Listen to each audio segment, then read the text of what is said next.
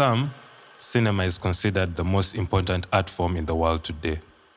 What started out as a series of scientific experiments by early 19th century innovators in the pursuit of photorealistic still imagery soon evolved into what many at the time thought would be a novelty or passing fad. Since then, cinema as a creative medium has grown by leaps and bounds to become arguably the world's most popular form of entertainment outside of music and dance. The Ugandan film industry has taken a considerably longer time to find its footing. While Ugandan cinema halls are flooded with Hollywood and Bollywood titles, local films still struggle to find a substantial local devoted audience. You might be asking yourself, why did filmmaking as a cultural practice take so long to take off in Uganda? Or why did the now burgeoning Uganda film industry experience static growth in comparison to other African film industries? These are the kinds of questions this essay seeks to give some much-needed context to. Like that first time in Africa.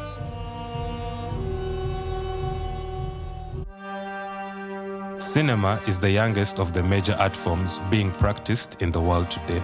If it were not for the invention of the mechanical camera during the first industrial revolution, this creative practice would not exist because of how early analog still photography and filmmaking was intrinsically and inflexibly tied to its tools of production. Cinema can be defined as the art of motion picture photography, and that came into being decades later with further technological advancements in the field of photography in the late 1800s, thanks to the work of innovators like Edward Muybridge.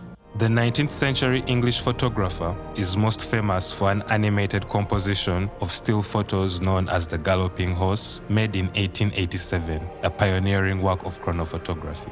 Cinema as we know it today was not fully realized as an art form until the end of the 19th century with the development of the cinematograph motion picture system by Auguste and Louis Lumière, known collectively as the Lumière brothers. Britain's colonial office approached the topic of film in the colonies from two main viewpoints. One, how cinema affected the economic and political interests of the imperial power. Two, how the imperial power might use the cinema to promote what it determined to be the economic, social, and moral welfare of colonial peoples. In the first viewpoint, the disagreeable depictions of the white people in popular films of the time was seen as a threat to the assumed moral superiority and racial supremacy of the colonizers. Sir Hesketh Bell, who served as a colonial governor in Uganda between 1905 and 1908, was one of the colonial policymakers most vehemently opposed to native Africans being exposed to cinema. A famous quote of his is, "The success of our subject races depends entirely on the respect we can inspire. The damage has already been done in India and the Far East, but there is still time to avert similar damage in our tropical African empire." He deplored showing what he considered demoralizing films, showing criminal and immodest actions by white men and women to Africans. This train of thought led to a repressive colonial film policy in most African colonies of the British. A prime example being the censoring of the films of Charlie Chaplin, who was arguably the biggest star in cinema at the time. Most of the films exhibited were usually from the popular American Western genre and colonial propaganda films. What the colonial administration chose to do was to instead harness the power of the cinema to educate and inform native Ugandans on issues to do with health, hygiene, and agricultural best practice. This was conducted by instating what they called the Bantu Education Kinema Experiment. The experiment was carried out in East and South Central Africa between March 1935 and May 1937. And they use the character called the Kapere. That's why in Uganda, especially in the central, the shirts, the checked shirts are called the Kapere. Because that man who used to, they use that the main character. They called him Kapere. Kapere could build a house without ventilators. And problems always happen to him. Then they show him how to build a right house. He could start a home without a toilet.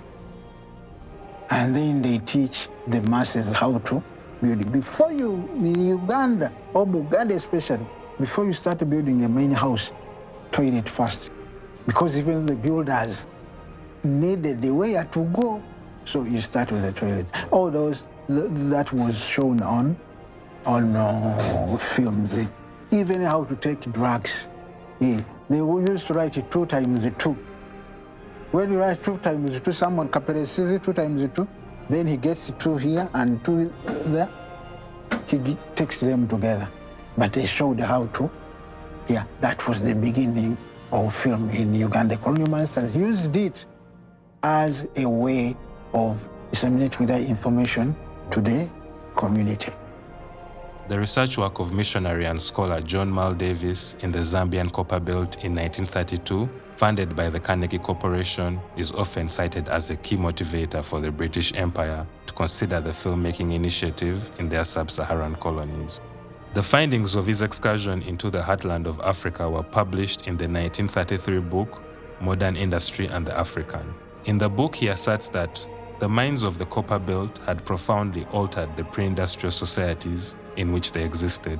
Davis recommended the use of cinema to help educate the illiterate in their adjustment to a capitalist society with its Western social and economic standards.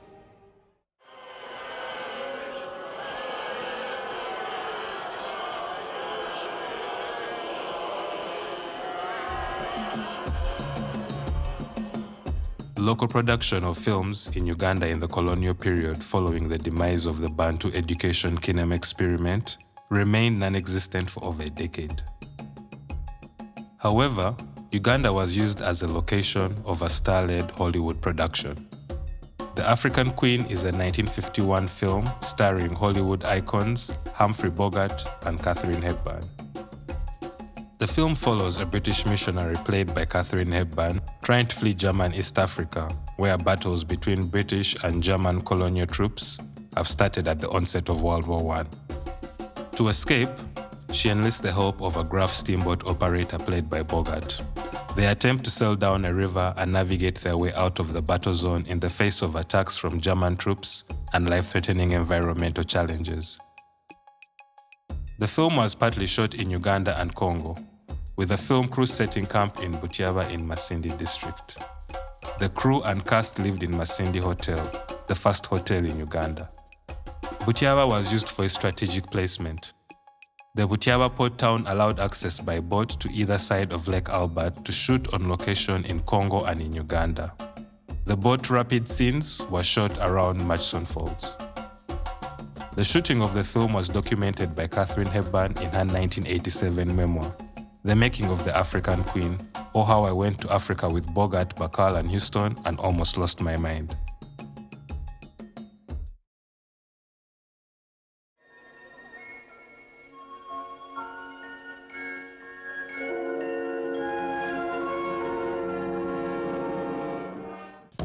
While The African Queen was a prestigious Hollywood adventure with a directing and acting star power to match, and can claim the title of being the first narrative feature-length film shot in Uganda, it does not belong to the canon of Ugandan cinema.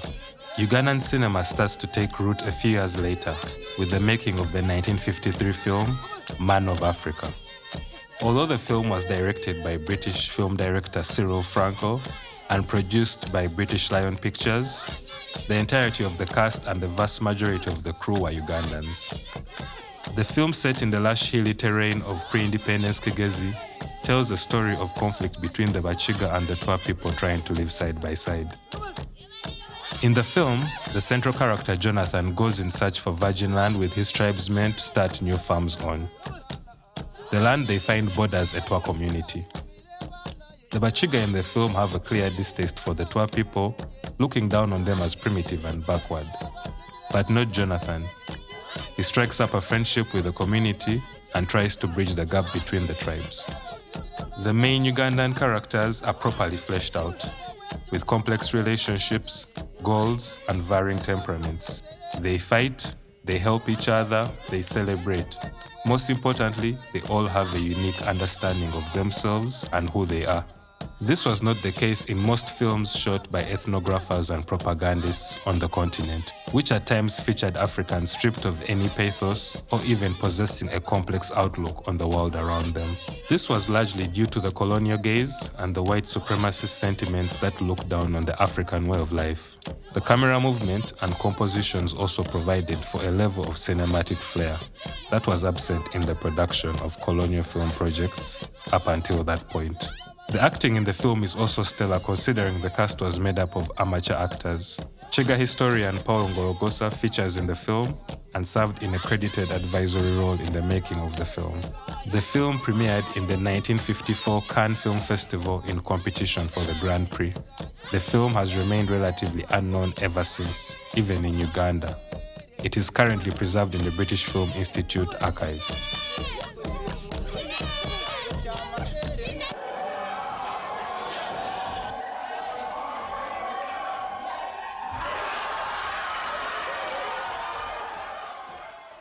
At the dawn of independence, theatre and literature were going through a renaissance in Uganda, with a number of exciting new creatives and thought leaders in the field rising to prominence at the time of the nation's birth. In June 1962, Makerere University hosted the first African Writers' Conference. The literary event gathered some of the finest writers of African literature in the English language in sub-Saharan Africa. Officially called the Conference of African Writers of English Expression, it drew parallels to the largely francophone Congress of Black Writers and Artists that had been held in France in 1956 and 1959. Both conferences were organized to address the impact of colonialism on African literature and to chart a collective path forward for African writers in regard to African representation in the art form. The Writers' Conference at Makerere was the first of its kind on the African continent. The Ugandan contingent present at the conference included author Okot Bibitek, playwright Robert Serumaga, linguist and literary theorist Pio Zirimu, dramatist Elvania Namukwaya, and the Ugandan Indian founder of Transition magazine, Rajad Niyogi. Some of their contemporaries from across the African continent who also attended included the likes of Wole Soyinka, Chinua Achebe, Rebecca Njau, Ngugi wa Thiong'o, David Rubadiri, William Block Modisane, Louis Nkosi, Grace Ogot, Frances Ademola, and from the diaspora, Langston Hughes. Even the local music scene was starting to blossom. The most widely listened to genre of music in Uganda at independence was Kadongo Kamu. The late Christopher Sebaduka is considered the father of Kadongo Kamu. The genre was, however, popularized by Fred Masagazi, Eklas Kawalia, and Eli Wamala in the early to mid-1960s. The state of indigenous cinema in post-independence Uganda was not as promising. The alienation of native Ugandans from the medium is documented in American scholar Jane Banfield's 1964 article for Transition magazine, titled Film in East Africa. In the article, Jane Banfield says, "The Ugandan Film Unit is a department of the Ministry of Information, Broadcasting, and Tourism under the direction of two Europeans who worked for the Crown Film Unit, both on a 2-year contract with UNESCO to train local producers. Sometime this year, the African staff will take over the unit fully and consist of a producer, 2 directors or cameramen, an editor, and a newsreel unit." Elsewhere in the article, she says, "The exhibition of commercial films in commercial cinemas is yet another story. The viewing audience is small in both absolute numbers and in proportion to the population. The East African market cannot demand or expect to receive much time or attention from the major producing companies. Cinema prices are high compared to other forms of entertainment. The audiences are largely Asian, with a small European and small African audience." On attaining independence, it is clear to see that building a cinema culture was never a real government priority. The high production cost of film, the lack of film infrastructure, inexperienced personnel, and the limited financial resource of the new government relegated cinema to the bottom of the barrel of government development activities. The practice was seen as a luxury in a country still struggling to expand the provision of basic needs like healthcare and education to the masses. The world seems dark, but these darkening scenes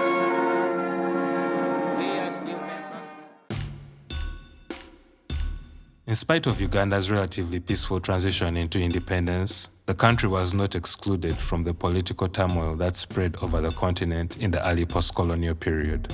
Prime Minister Milton Obote suspended the constitution in 1966, and the following year he declared Uganda a republic and instated himself as president. Obote was soon overthrown in 1971 by one of his army generals, Idi Amin Dada. He further exacerbated the repressive nature of Uganda's governance with a spate of high-profile and civilian extrajudicial killings during his regime.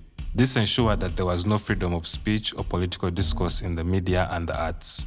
One example of Amin's government's no-nonsense approach towards the artists of the time is perhaps best exemplified by the murder of popular playwright and actor Byron Kawadwa after showcasing a Luganda language play titled Oluyimba lwa Wankoko, or Song of the Cock, perceived to be a political satire of Amin's Uganda at the Festival of Arts and Culture in Lagos in 1977. Amin had earlier in his regime expelled Uganda's Indian population from the country on the grounds of an economic war. At the time, the Indian community constituted a considerable chunk of Uganda's entrepreneurial class, with some of the early Ugandan cinemas among their business interests. Amin claimed the move was aimed at giving Uganda back to Ugandans. Like many of the other businesses handed out by Amin to his cronies and associates, the cinemas were run into the ground, and the low film audience numbers owing to low incomes and insecurity in the country did not help. Amin was deposed in 1979 with the help of the Tanzanian forces. In the country's first election held in 1980, Milton Obote won a second term in power, but the results of the election were rejected by his opponents. This sent Uganda into a 5-year protracted civil war in which almost all economic activity and development came to a halt. The Ugandan Bush War ended in 1986 when Yoweri Museveni came into power with the National Resistance Army, now operating as a state party called the National Resistance Movement. The suppression of free speech and thought of civilians led to a number of members of the young nation's intellectual class fleeing the country, with many of them never returning. A key example of this is the heralded author Okot Pibitek, whose epic poem Song of Lawino is arguably Uganda's greatest literary export. A conscientious objector to the state of governance in Uganda, Okot Pibitek fled the country into neighboring Kenya in 1969. He returned shortly before his death in 1982. Okot Pibitek symbolizes the devastating effect of the artistic and creative brain drain in these very tumultuous years of Uganda's history.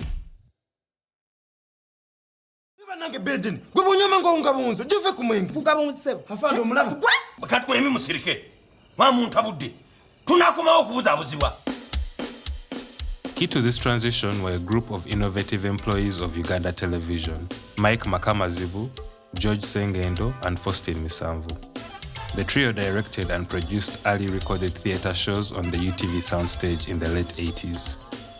They went on to direct the majority of the early episodes of the groundbreaking show, That's Life Mwatu. The show, produced by the legendary theatre group The Ebonies, in conjunction with VCL Studios, was a hit. It became iconic in the country for its humorous and at times salacious dissection of Ugandan family life and contemporary culture. Faustin Misamvu directed It's Not Easy and also co-directed Adopted Twins alongside Zimbabwean director John Riba. With theatre re-establishing itself as a dominant form of performance art in the early Museveni years, practitioners who largely operated in the countryside were able to establish themselves and create vibrant followings of their own. Most prominent amongst them would be Winko Wakaritundu. Based in Western Uganda with the Chinimba drum actors, he was able to popularize local entertainment by recording and proliferating plays shot on location with members of his theatre group. One of the more memorable recurring characters he played in his productions was the character of Rutamirika, who became a household name for his comedic antics.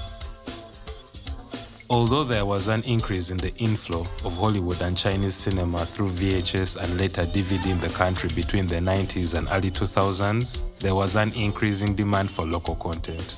This led to the rapid expansion of Uganda's media space, with local TV stations like the now defunct Twava Broadcasting Services or WBS, causing a wave of contemporary visual media to permeate the fabric of Ugandan society. Ugandan musicians were quick to adapt to the expansion of the local radio and television scene to their advantage, with music videos quickly being integrated into the local music production and marketing model. Clearcut and Juliana's All I Wanna Know, shot by paparazzi, is still considered a groundbreaking work of Ugandan pop culture. This group of videographers consisted of names like Twist Kanyike, Mustaq Abdallah, and Donald Mugisha, also known as Dedak. Music producer Steve Jean is also cited as highly influential in the modernizing of Uganda's show business scene. By the early 2000s, filmmaking was starting to get democratized due to access to much cheaper and user-friendly production technology. There was also a desire to offset the cultural imperialism of Hollywood, which dominated the urban cinemas and local bibandas.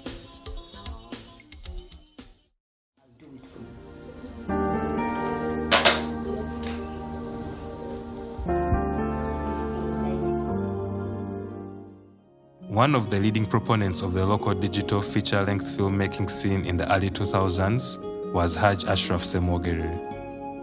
He wrote, directed, and produced Feeling Struggle in 2005 under his Pearl Africa production company.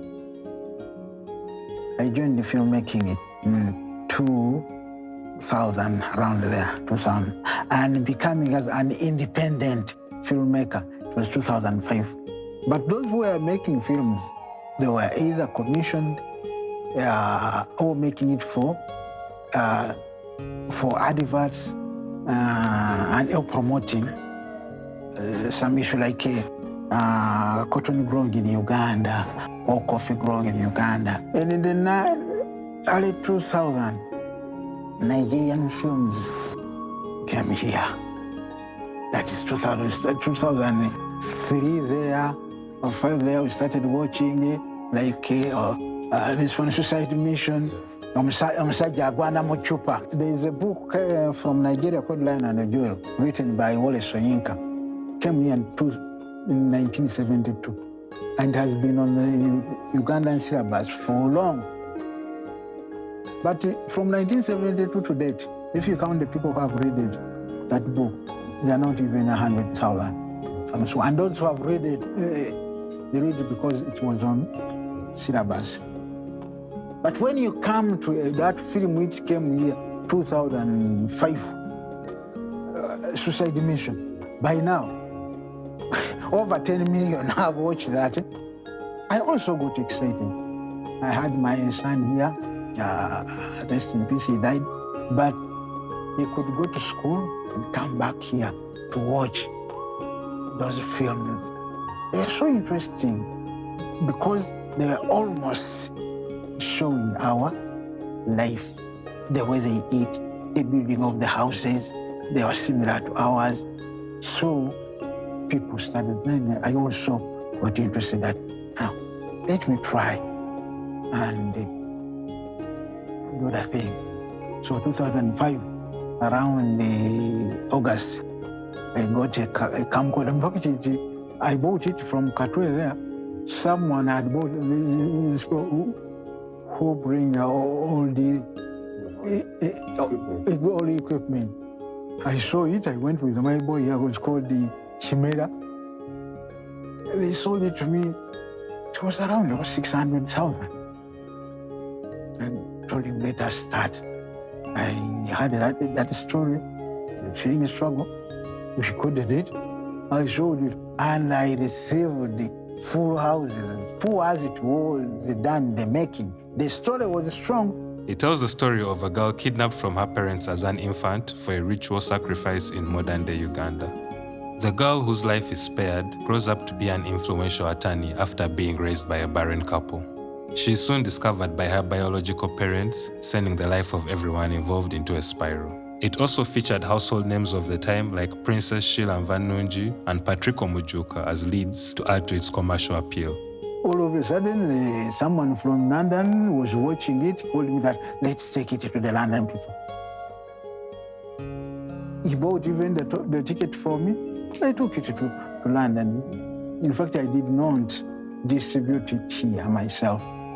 At first, I used to go around with my DVD here. Even when I'm going to Mbale, I took it to Mbale, Masaka, Jinja, Yiganga, that goes my DVD. And I got money. Then when I went to London, a white man called Stephen Geoffrey with the urban films. The last group in London, they called them urban films. But the Ugandans, they bought it. Moreover, at 8,000 pounds, 18 million. By then, the pound was at 3,000. I got excited. So I said, Niwamanya, now I'm going to get money. That's how I started retreating, withdrawing from theater to start the screen. Yeah. He followed his debut feature with Murder in the City in 2006, a drama that follows the murky events surrounding the murder of a prominent businesswoman by her spouse. It is widely believed to be an adaptation of the real-life murder of Robina Chiyingi by her husband, the now-deceased Dr. Aggrey Chiyingi.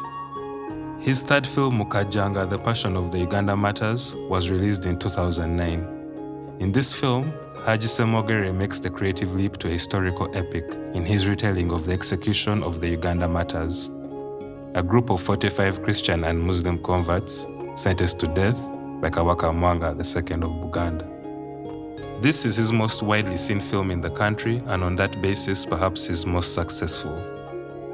Other key names in the early years of China Uganda are Cindy Magara, Donald Mugisha, and Matthew Bishanga, also known as Matt Bish.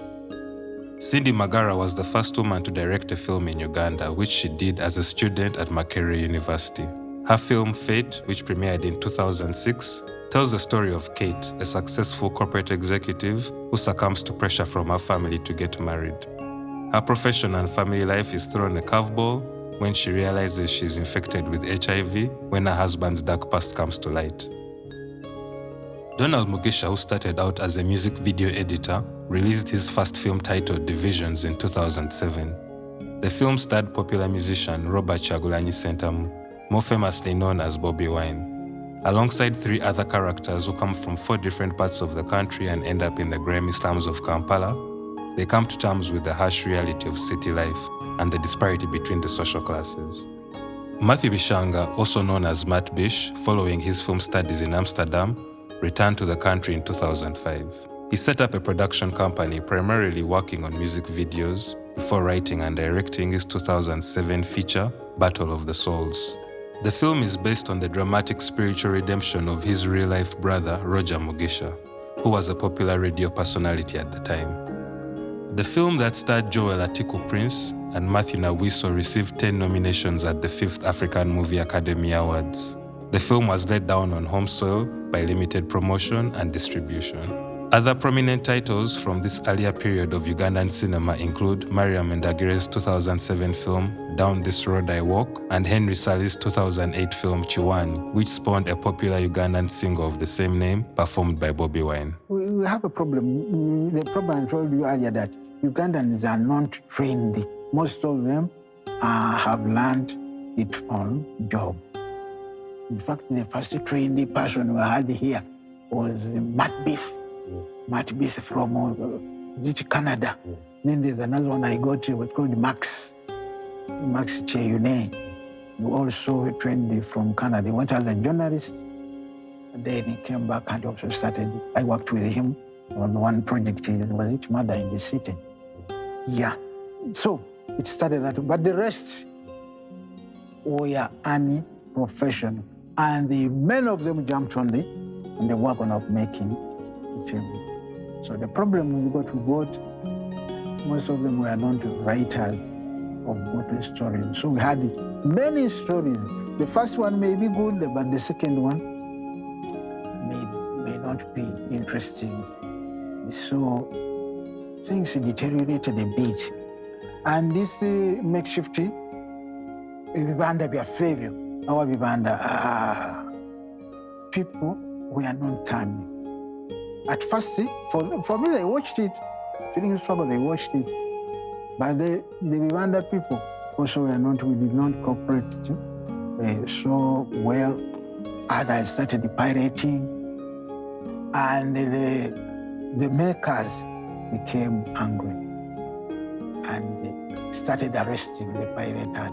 That was a mistake. Because they started arresting pirates before we had created the stars. The Ugandan film industry doesn't have stars. Like the Nigerian, you talk of Genevieve, you take of the Noah, Ramsey, those people. Here we don't have them. Here we don't have stars. And the mere fact that we don't have stars, nobody can go to the library and ask for that. I want Farouk. The stars may I see on the stage because they were not yet developed into great stars for the film industry in Uganda. These people, the pirates, were helping us to take the videos around.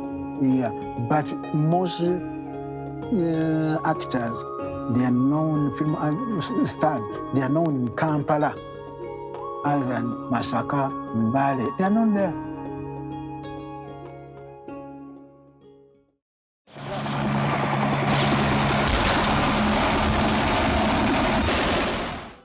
The most prominent downtown filmmaker is Isaac Nabwana and his Wakaliwood outfit, who are without a doubt Uganda's biggest film export in recent years. Nabwana's 2010 film Who Killed Captain Alex is an action film narrated by a Ugandan video jockey who is part and parcel of the local film viewing culture.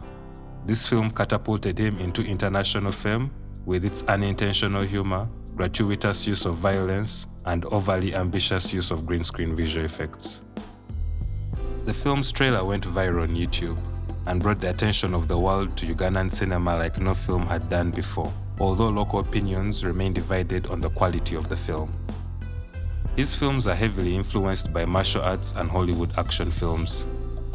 Some of the commendable films during this decade include Caroline Kamia's triptych of narratives, Imani, Matt Bish's State Research Bureau, Dil Mandila's The Felicitas Fable, Donald Mugisha's sophomore film Boda Boda Thieves, Bala Bala Sese written by Osama Mukwaya and directed by Luchamuzi Bashir, House Arrest by Joseph Ken Sebagala, Devil's Chest by Hassan Mageye, Veronica's Wish by Nisha Kalema and Rhea Manamfuka, and Tembele by Maurice Mugisha.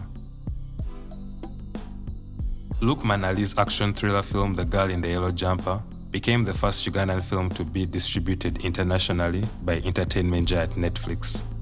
This was a watershed moment for Ugandan cinema. It showed that a film made locally could attain a wide international audience with comparatively less marketing costs to those of much larger Hollywood productions. Cinematic storytelling through the medium of animation has also given creatives another avenue for creative expression.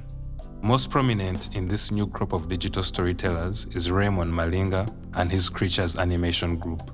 The animation studio's debut 3D short animated film, Akalabanda Ate My Homework, garnered positive reviews and audience reaction on its release online in 2017. Raymond has since gone on to collaborate with Disney on the Afrofuturist animated anthology Kizazi Moto in 2023, with his short Hada Boy serving as the series' pilot episode. A landmark moment came in 2024, with Ugandan filmmaker Moses Bwayo being nominated for a Best Documentary Feature Film Oscar at the 96th Academy Awards. The nominated film by Bwayo was titled Bobi Wine, the People's President, and documents the rise of popular Ugandan musician Robert Kyagulanyi Ssentamu to the position of Uganda's central opposition political figure. It was distributed by National Geographic.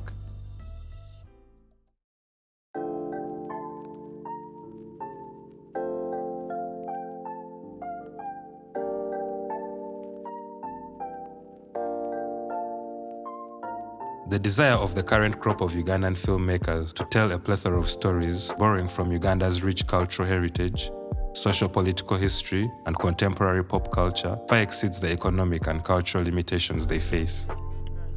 Uganda's film industry is unlike the film industries in Nigeria, Ghana, and a number of francophone countries in West Africa, whose governments on attaining independence took a special interest in fostering a film culture. This was mainly because their leaders had an appreciation for the potential cultural and social impact of a decolonized indigenous cinema that gave a positive representation of their people and their values, history, and aspirations. Now, people only think about festivals. Yeah, that's why we have so many short films that feature 1 hour or 2 hours. Film. We have short films. People are making films for the festivals. Now, the good thing, even this DSTV has come. But it's not for the mass. Yeah? It is us, the makers, who watch the film. Very few people watch Ugandan films. So I'm also still thinking about what should we do to make Ugandan film popular. The Ugandan film industry has attracted a lot more support from the Ugandan government, local and international organizations, and private investors. However, the consumption of local film productions is still largely dwarfed by Western media. Filmmaking in Uganda, that industry is still virgin. There are so many stories. And now, people, though they trained themselves, most of them trained on the job, but they mind the content, quality so much. They mind the quality. And you hear them when you're talking to them, they'll tell you, they will criticize. Yeah? The pictures, some of them even criticize the story. But for me, even if your quality is bad, please, the story must be good because you have so many.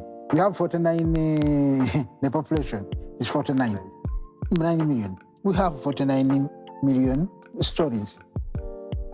If you add those of those people who died, there are many and very good ones. So the future for me will depend on technology. If we harness the technology well, the future for filmmaking in Uganda is very bright because you have now good filmmakers. But now, how do we use the social media and the technology to earn money? That's very important. I can't tell you now, I can't tell you that we are going to do this because always, every day, things are changing. I told you, I bought a PD 190 in 2005. I came here, but by 2006, HD had come in. You could not use that one. So every month, things are changing. But how we use technology, how we use the media, social media, to sell our content is now the most important. And from what I see, it's also coming. Filmmakers in the country remain optimistic about the prospects of the film industry and continue to build a number of professional networks in and outside the country. The indie nature of Ugandan cinema offers complete freedom of creative expression. It presents brave and innovative filmmakers with a chance to actively explore their history and culture. It also allows the world at large to be exposed to the richness of narratives from a reservoir of stories kept secret by decades of social and artistic repression in what many call the Pearl of Africa.